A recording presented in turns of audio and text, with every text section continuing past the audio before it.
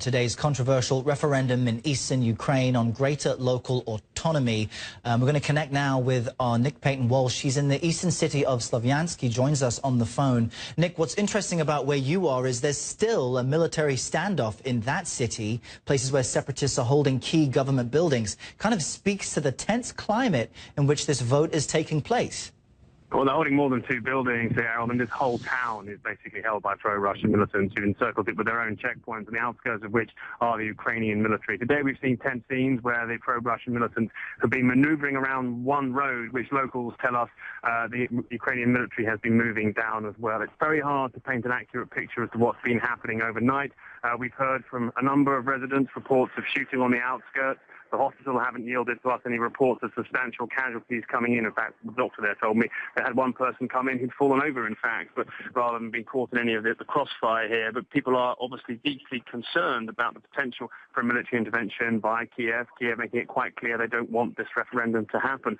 Let's talk about the voting now, though. In one place we went to, I have to confess, it was extraordinarily busy. There were a lot of people there keen to put their mark on the ballot. And point out, this isn't a normal democratic process. There's been no debate in public about who should think what. There's been no argument made by both sides. It is pretty much an endorsement.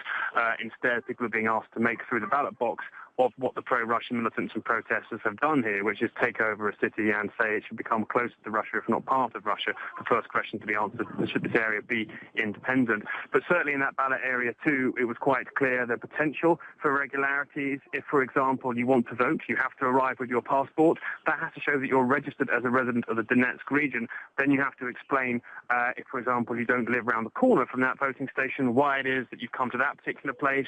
A simple form can be filled in, so there is possibility of people moving between polling stations and voting more than once. But I think really what the people behind the self-declared administration here will be seeking to show is that there's been adequate presence in these voting stations, people putting their mark on the paper, and they're already suggesting, one official coming up to me suggesting that maybe the turnout's already as high as 30%. The numbers today are going to be probably higher than perhaps the reality, but at the end of the day, it's the political statement being made by these pro-Russian militants and protesters here that matters, not necessarily the kind of legitimacy of the vote, because I think most outside observers recognise it's happening under extraordinary and almost impossible circumstances. Errol? And Nick, although Russia just denies any involvement, it's evident everywhere. We just connected with Matthew Chance in Moscow, where they've been able to set up a voting location for expats in Moscow. They're all very enthusiastic. Maratika Schubert earlier said she's witnessed someone voting twice. Where you are, though, even the communication of polling times and locations was only communicated, I understand, on one Russian channel. Can you talk to us about that, how people even knew where and when to vote?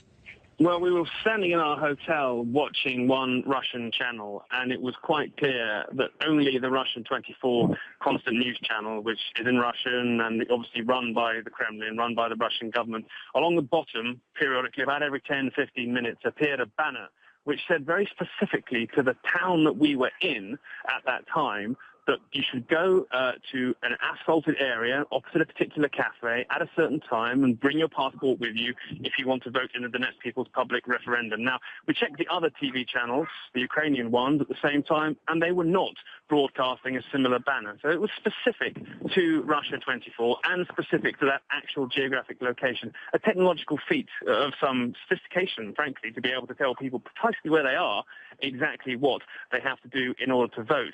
Town specific. So when we hear Vladimir Putin say the referendum should be delayed, well, that's one thing. But we're also seeing the TV stations that he controls, no doubt about Russia 24, state-run, state-controlled, in the media climate in Moscow, no doubt about that. They are giving specific instructions to people in the town where they are, how they can vote in this referendum. That doesn't sound like Russia trying to delay it. Errol? Indeed, although Russia denies it, we just see fingerprints, Russian fingerprints all over today's referendum. That's Nick Payton-Walsh on the line with us from Slavyansk. We'll keep our eyes fixed to Ukraine and bring you developments.